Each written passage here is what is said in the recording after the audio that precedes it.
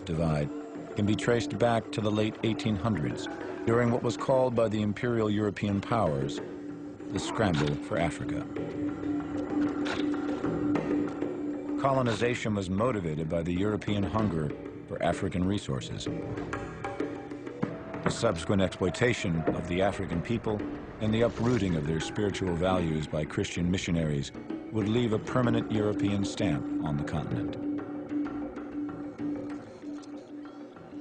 The mindset is the barbarians are backward and inferior, and for their own benefit we have to uplift them and civilize them and educate them and so on. The psychology behind it is kind of transparent. I mean, when you've got your boot on someone's neck and you're crushing them, you can't say to yourself, I'm a son of a bitch and I'm doing it for my own benefit. So what you have to do is figure out some way of saying, I'm doing it for their benefit.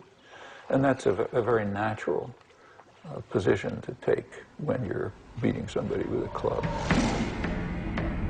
Britain cut the largest piece of African cake from Cairo to Cape Town, in addition to Nigeria and a few West African regions.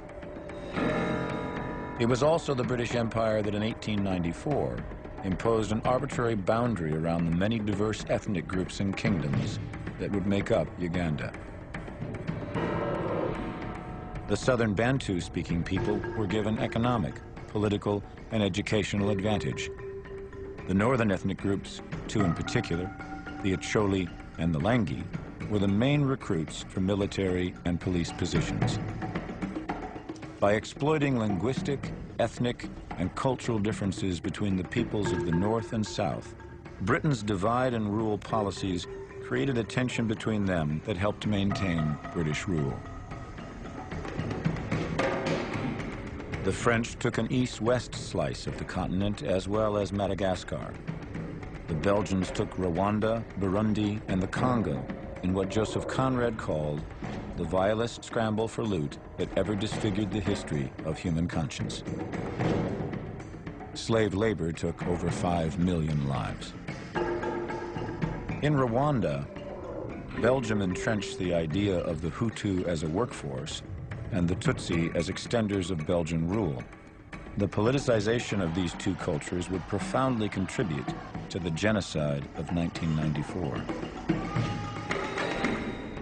In Sudan, the British ruled the Arabs in the north and the blacks in the south as separate colonies, only to combine the areas before independence in 1956.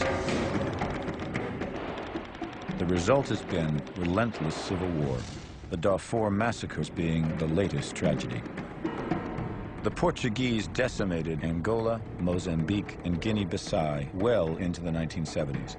The Italians took Libya, Eritrea, and Somalia. The Germans added Cameroon and Tanzania and committed the first genocide of the 20th century against the Herero people.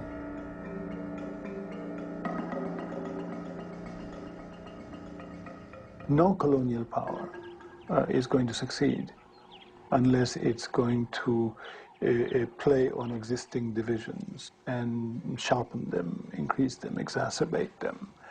So one of the first questions after the end of colonialism is who belongs and who doesn't?